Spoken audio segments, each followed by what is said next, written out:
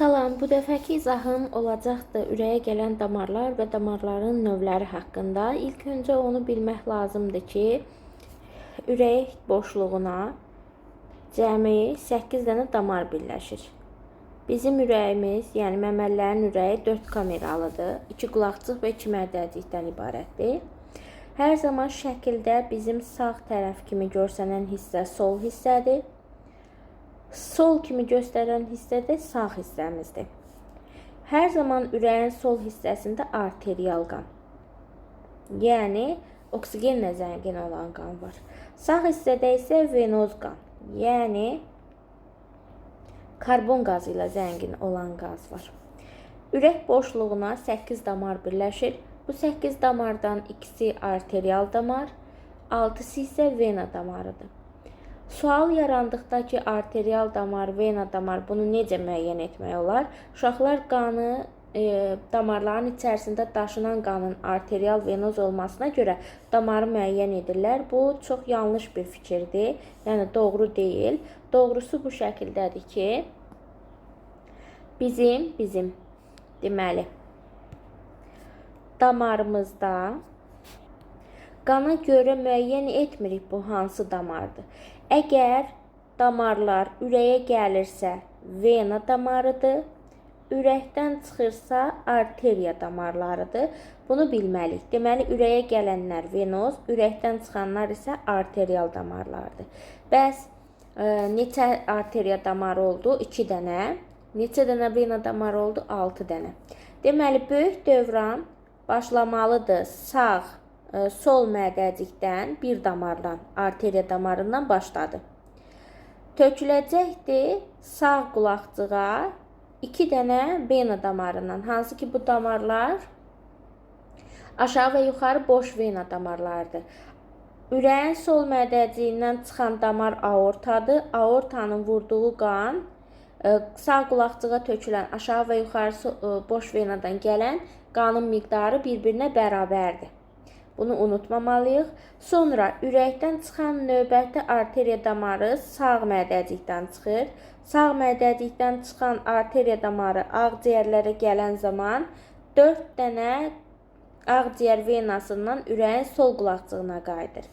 Və beləliklə deyirik ki, böyük dövran bir damarla başlayır, arteriya damarından, bitir 2 dənə vena damarından. Kiçik dövran bir arteriya damarı ilə başlayır, 4 vena damarı ilə bitir və bu hissələri mən dedikcə siz özünüzdə qeyd eləyə bilərsiniz.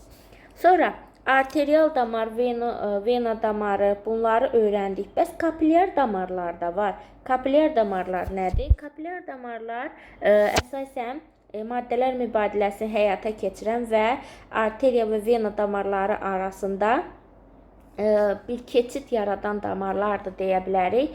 Hər bir damar rənginə görə müəyyən olunmur. Burada indi biz fərqləndirə bilməyimiz üçün damarlar rəngli verilibdir. Gəlin baxaq. Böyük arterial damarlar sadə kiçik arteriya damarlarına şaxələnir. Onlar da biraz şaxələnərək kapilyarlara əmələ gətirir. Burada bu toxumanın hər hansısa bir orqanın toxumasının içərisidir. Kapilyar damarlardan sonra vena damarlarına, vena damarları da daha böyük venalara birləşərək ümumi vena damarına gəlir. Biz bu damarları necə fərqləndirə bilərik? Əgər bizim kapilyar damarlarımızdan danışırıqsa, onun xarici bir qatdan ibarətdir. Yəni, başqa bir şey yoxdur. Bir qatlı epitelidir və yaxud da tək qatlı epiteli də deyirlər. Tək qatlı epitel. Digər damarlarımızın isə biraz daha yaxınlaşdırsaq, xaricdən, bu hissəni nəzərdə tuturam, mavi, sıx birləşdirici toxumadır. İkinci, orta qatı saya əzələ lifindən ibarətdir. Daxili qatı isə bu narıncı gördüyünüzdür, tək qatlı epiteldən ibarətdir. Ümumiyyətlə, bütün daxili orqanların əksəriyyətində üzəri sıx birləşdirici toxuma ilə örtülü olur, xarici qat daxildə saya əzələ olur, bütün orqanlarda olduğu kimi. Amma ağciyərlərimizdə əzələ yoxdur. Daxili qat isə həmişə tək qatlı epiteldən ibarət olur. Qatlarına görə qatlarında olan orqan toxumalara görə vena damarları, arteriya damarları bir-birinə bənzəyir. Lakin arterial damarlarla vena damarlarını bir-birindən nəyə görə fərqləndiririk? Arterial damarlar ürəkdən birbaşa aşağıya doğru getdikdə burada qan belə deyək də ağırlıq qüvvəsinə tab gətirmir. Ağırlıq qüvvəsinin yönəldiyi istiqamətə gedir.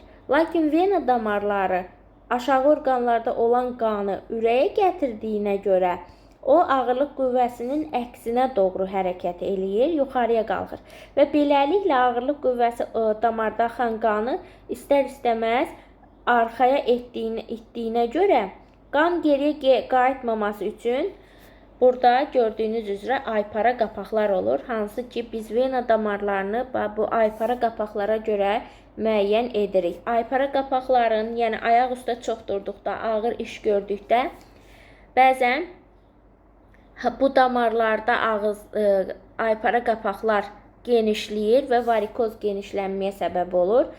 Bu da ki, qan damar sisteminin xəstəliklərindən birinə aiddir.